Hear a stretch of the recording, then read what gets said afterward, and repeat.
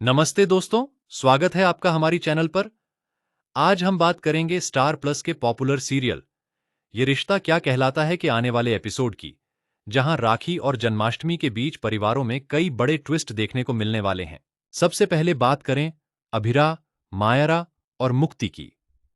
अरमान को चोट लगी देखकर अभिरा दोनों से नाराज रहती है।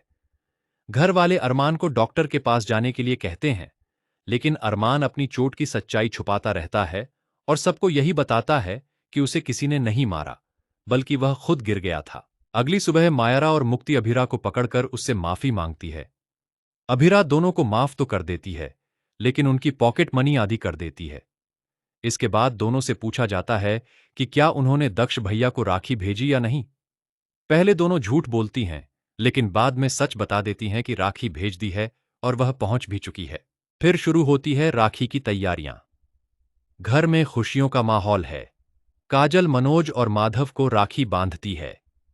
मनोज काजल को नेकलेस देता है, जबकि माधव और विद्या थोड़ा भावुक हो जाते हैं।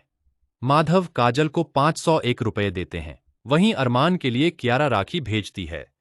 चारू को याद करके परिवार भावुक हो जाता है।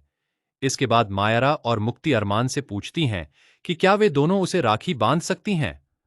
दोनों मिलकर अरमान और कृष को राखी बांधती हैं और फिर मायरा और मुक्ति भी एक दूसरे को राखी बांधती हैं। दूसरी तरफ डामिनी परिवार में भी राखी का त्योहार मनाया जाता है। नंदिनी समर को बड़े भाई कहते हुए राखी बांधती है, लेकिन यहां एक और बड़ा सवाल खड़ा हो जाता है। कबीर की कोई बहन है क्या? उसके बारे में इशारा तो मिल चुका है, लेकिन आखिर वह कौन है, यह जानना काफी दिलचस्प होगा। अब कहानी पहुंचती है जन्माष्टमी की तैयारियों पर। पोद्दार हाउस में जोर शोर से तैयारियां चल रही हैं। कावेरी पोद्दार कहती हैं कि इस बार भी जन्माष्टमी धूमधाम से मनाई जाएगी और पूरे शहर को प्रसाद खिलाया जाएगा। तभी कमेटी के लोग पहुंचते हैं। विपिन बताते हैं कि इस बार कुछ लोग चाहते हैं कि जन्माष्टमी का मौका किसी और परिवार को भी मिले। कावेरी को लगता है कि अगर ज्यादा लोग हैं तो कोई बात नहीं, लेकिन तभी विपिन ऐसा खुलासा करता है जिसे सुनकर पूरा पोद्दार परिवार हैरान रह जाता है। विपिन बताता है कि इस साल जन्माष्टमी की पूजा का सौभाग्य पोद्दार परिवार को नहीं, बल्कि डामिनी परिवार को दिया गया है।